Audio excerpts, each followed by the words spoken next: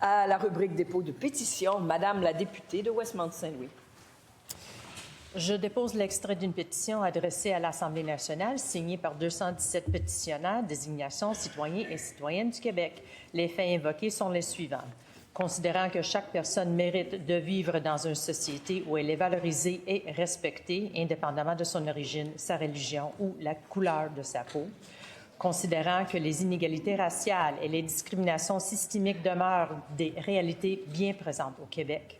Considérant que la lutte contre le racisme est un pilier essentiel d'une société équitable, inclusive et démocratique. Considérant que l'absence de budget clairement identifié et dédié à cette cause affaiblit la portée des engagements gouvernementaux et rend difficile l'évaluation de leur efficacité.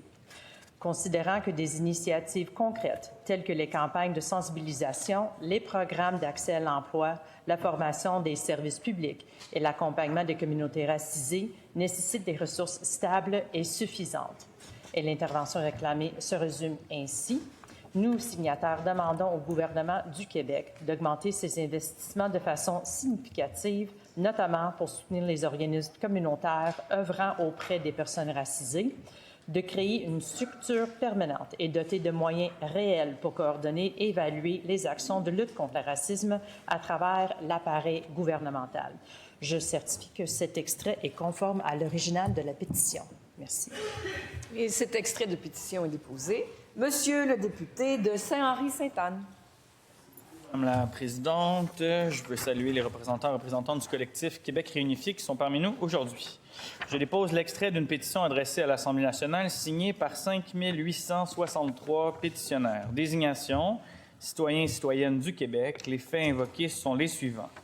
Considérant que le gouvernement du Québec a annoncé avoir atteint son quota pour le regroupement familial 2024-2026 au 26 juin 2025, suspendant ainsi la réception des nouvelles demandes d'engagement pour les conjoints, partenaires conjugaux et enfants à charge de 18 ans et plus jusqu'au 25 juin 2026.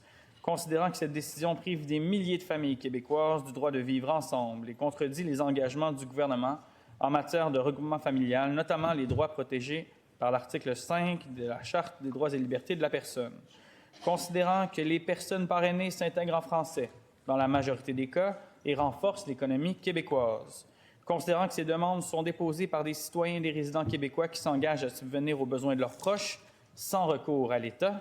Considérant que les délais excédant 40 mois en date du 6 août 2025 affectent gravement la santé mentale, la stabilité financière et la cohésion des familles, incluant des enfants. Considérant que le Québec a déjà traité hors quota les demandes de certificat de sélection du Québec dans d'autres catégories d'immigration. Et l'intervention réclamée se résume ainsi. Nous, signataires, demandons au gouvernement du Québec d'annuler l'arrêté ministériel du 26 juin 2024, de permettre immédiatement la réception des demandes d'engagement et de reprendre l'émission des CSQ pour le regroupement familial, de s'assurer d'un traitement en continu des demandes d'engagement de manière à ne jamais excéder un délai de traitement supérieur à 12 mois afin de minimiser les graves préjudices encourus par ces familles. Je certifie que cet extrait est conforme à l'original de la pétition.